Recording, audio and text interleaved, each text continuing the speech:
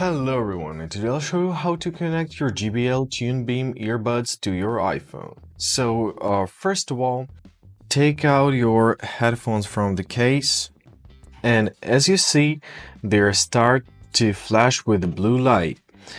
This means they are already in the Bluetooth connecting mode. So if they don't automatically enter this mode, simply double tap on one of the headphones and hold it for 5 seconds. This will activate the Bluetooth mode manually. Now take your iPhone, go to the settings, open up a Bluetooth tab,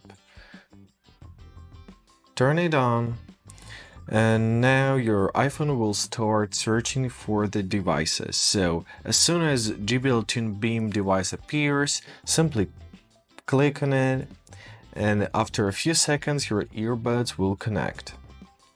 Now as we see, we're connected. Now when you're done using the earbuds, simply put them back to the case and they will start the process of charging. Do not worry about the overcharging because the process stops whenever the battery is fully charged. When you're gonna use them next time, just simply take out the earbuds out of your case and they will automatically connect to your iPhone. I hope this video was helpful. Thanks for watching and have a great day.